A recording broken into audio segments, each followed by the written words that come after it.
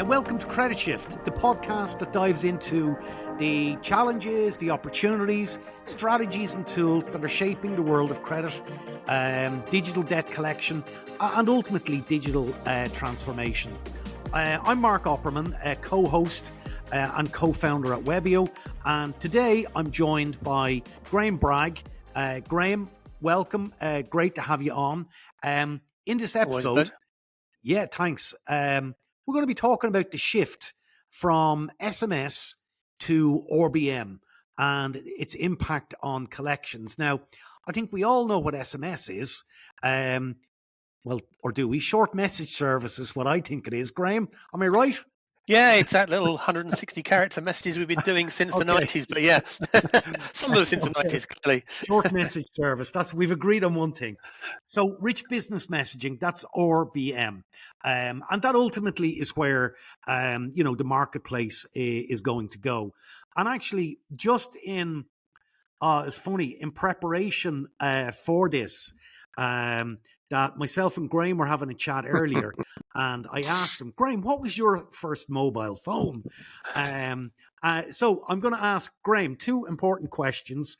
What was your first one? And more importantly, what age were you when you got it? Right, okay. I did double check the model because I could remember what it looked like and I remembered who made it.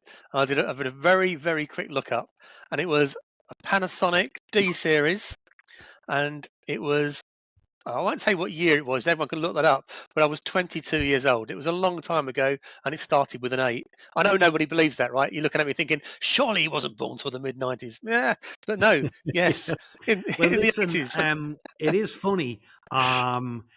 It was, for me, it was a Nokia 2010, and it was amazing technology. You can make a phone call, you could send a text, and you could play Snake. Scary when you think about it. I was 27 when I got my first mobile phone. Just think of that in today's world.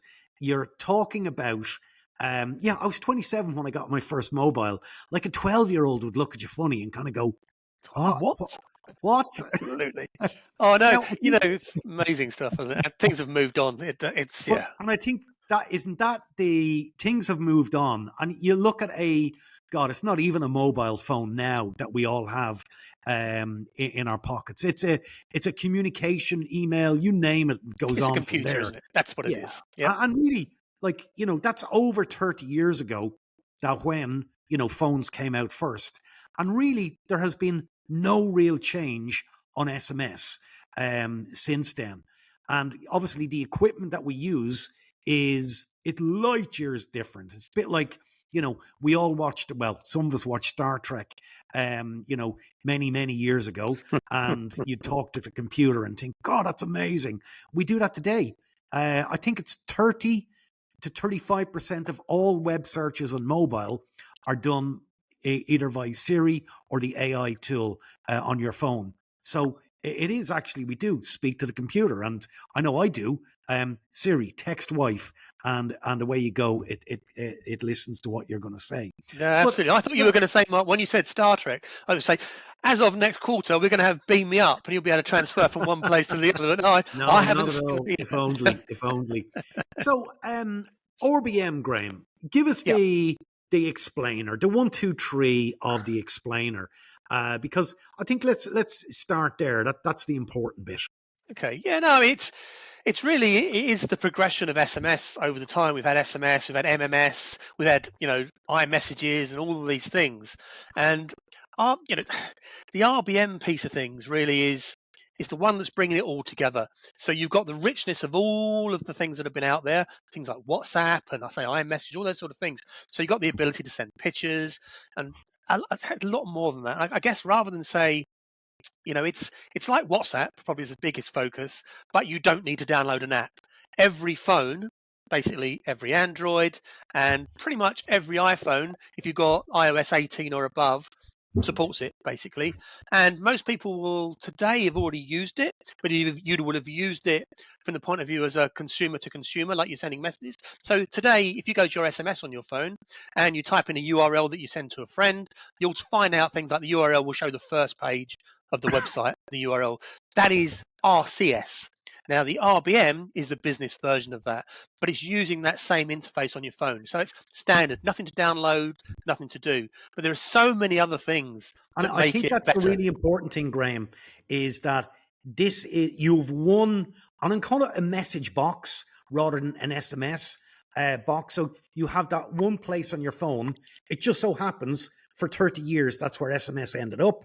Yep, But actually, this is one thing that you don't need to have an opening up separate apps or anything like that. As you quite rightly said, this is where it's on every phone, which yeah, is that for me, that is going to just the adoption, that's what it'll drive it higher and higher. absolutely. Yeah, it's one of those questions I always got from people and say, look, we'd like to try Messenger, we'd like to try WhatsApp or whatever. Now, they're great channels and they're very, very good to use for certain things. But then they say to me, what if the customer doesn't have WhatsApp? Oh, Hmm. what happens? Does it tell me, and then I can revert them back to an SMS? Oh, what if they don't? What do we do? That's always a big part of those conversations. With RBM, basically, as you say, and I was saying earlier on, every handset has that, so you're not going to hit that issue, but you are going to get the richness of those other channels Yeah. through it. And But there's actually, it's other a good other point that you advantages. made there, Graham. There is a fallback. Mm, So if for some reason that somebody didn't get the RBM, it is going to deliver on as a an SMS message. yes, correct. Yeah. Now that's the whole thing, and that's, I guess, you say, well, how do I get to 100% of people? Well, you're never going to get to 100% of people. People have their phones off. People throw their phones away. Things break. People move networks. But you're going to get as much as you can with the RBM. As you say, the RBM is on every phone now, as long as it's iOS 18 and above on iPhone, and every Android, as long as it's not more than 10 years old. Um, but basically, as you say, there is that fallback piece. So yes, they're going to get it. But if they do have a Nokia 2110, whatever it was you had, Mark, all those years 2010, ago, Nokia still 2010. 2010. Sorry, 2110 is obviously quite new. I know, yeah, that had No, it's Snake not in the actually. chest. It came out in around the same time, but was much, much smaller. I'd phone envy even on my first phone. I had to get the biggest, fattest Big Brother of the slimline one. That was the 2110. So yeah, you're bringing back old memories there, Graham, mentioning that. I'll say no more. I can see you starting to sweat. We'll leave it. But no, ultimately, what that's all about is there are going to be people that can't accept the RBM still. And Yep, that could be because they have an old device, they've got an old operating system, or actually, there are some of what I would call the secondary networks that sit on top of other networks that yep, haven't put RBM live yet. So what you get that backup of a standard SMS being sent. So yep, when you create the message, you create the rich the rich version, sorry, and the basic version for SMS to yep. replace it if it can't actually deliver. When you say rich version, for me, I think the most important thing will be that your basic message on RBM now will be branded. So your brand will come out as the identifier. So it's not a number anymore, and hoping that you have that number saved in your contacts and it brings it up like it does for your family and friends. This actually now will present itself. It's an approved business name. Again, there's a process to get the business approved. So even the most basic message coming out with branded, I think we're going to see that really. That's where I think Yeah, for me that's the it's game changer. it's a Don't we trust see level, that, Mark. Graham? Yeah, it's Yeah, it's a trust. trust Yeah, level because yeah, this is the whole thing. If you get a message from a number you don't recognize, especially if it's about debt or about finance, you're generally going to go, ooh, even if it's got some personal information in there, it's easy to do, right? It's even if people are starting to mimic, let's say, ASCII character messages, I can go on the internet anywhere and send you a message from Graham Bragg. yep, It hasn't come from, well, it might have come from me, but it could have come from anybody. And that yep. would have arrived on your handset and it could say anything. I could have had a little bit of information about you. So people are very concerned about that, especially Yeah. in these sort of conversations. What the difference is RBM is, as you say, it doesn't display a number, it displays a name, but that name has to be registered. So it's trusted. There's also going to be a logo option to put your logo on there as well, Hmm. which gives another level of trust for people. And what we're seeing so far on the tests and the things that are being done and run is that basically a lot more of those conversations end up being opened and sent. And there's another piece there. One thing you can't do with SMS is you don't get a read receipt.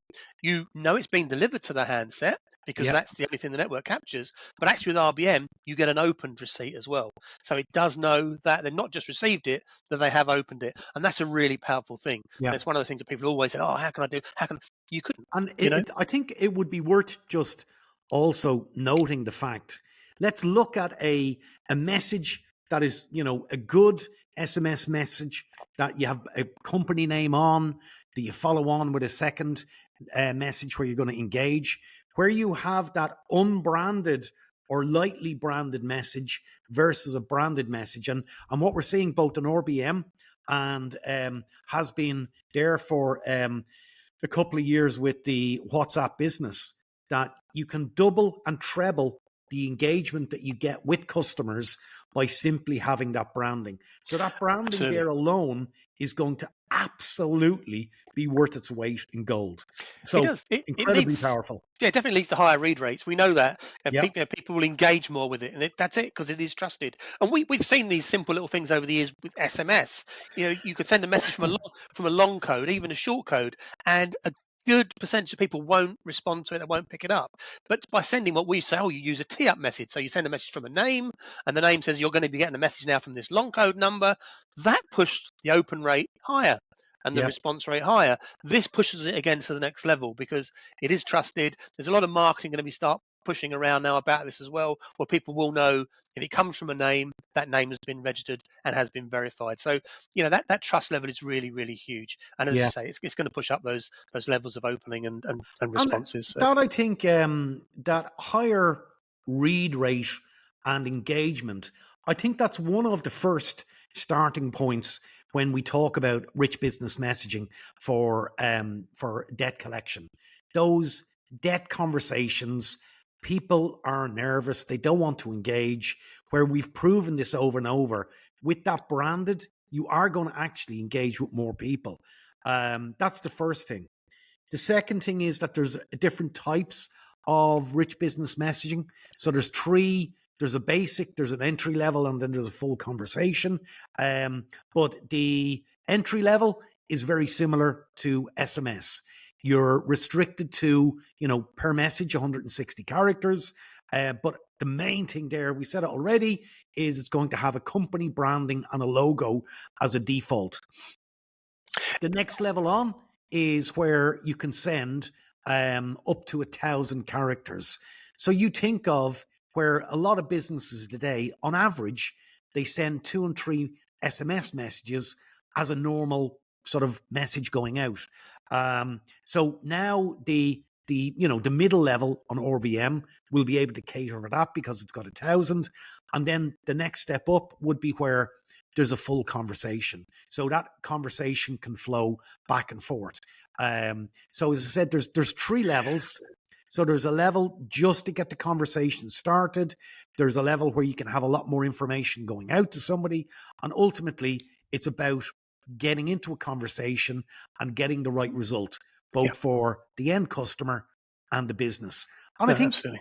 with a good customer experience on the way, though, I think is important. Yeah, there's a lot of things in there, and just going back to what you were saying just a moment ago regarding the sort of the basic and the basic extended version, as it were, the middle Yeah. version. Yeah, the basic one is 160 characters, but actually that same as with SMS, it can be as long as you want it to be. It just concatenates those messages together in the SMS. Today it becomes one standard message. Yeah. Where that becomes a benefit though is on your cost, and this is going to be an important thing to most people on the call here. A 160 character RBM is very similar to the cost of an SMS. And as you know, you go over 160 characters by one character, that's 2 SMSs. So you double that cost. You go then every 153, sorry, and then you go up another SMS, another SMS. The good thing here is this goes to 1,000 characters from 160. Is 160 a very similar price to SMS for one message? 1,000 is about the same as 2 SMSs, or if you're using WhatsApp today, similar to a WhatsApp message. So in fact, it will work out cheaper for you, and you've got all those other benefits. One of the other things we haven't mentioned, Mark, which I think is probably worth us going into, is the security level of that as well. Yeah. SMS, a lot of people know, and a lot of people don't know actually when I have the conversations, there's no security on SMS.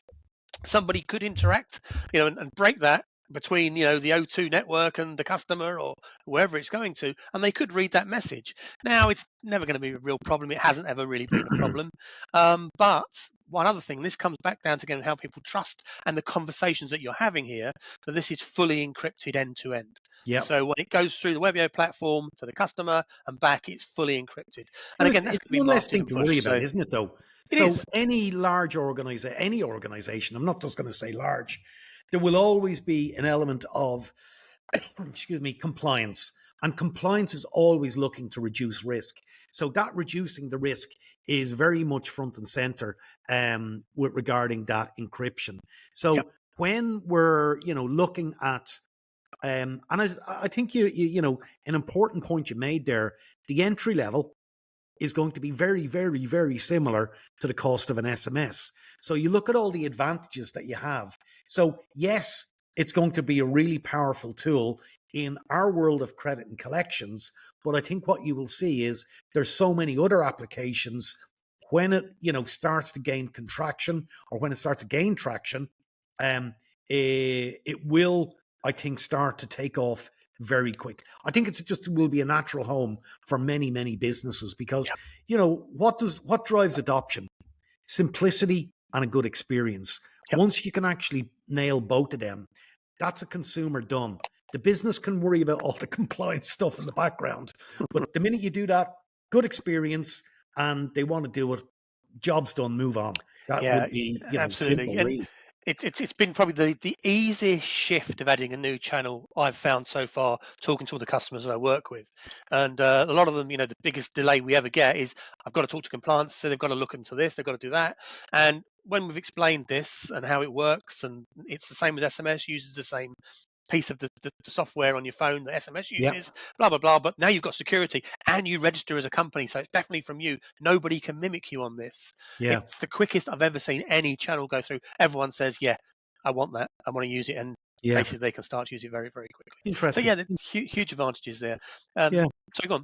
No, I was just about to say, really, and look, I think what we've covered and sort of highlighted that there is a lot of benefits there, and really, the shout out to people would be, start thinking about this, engage. God, we're more than happy to have that conversation with you, be able to talk to you about this. There is a bit more than just getting an SMS number. We did mention there is a process to get approved, but actually, you want that.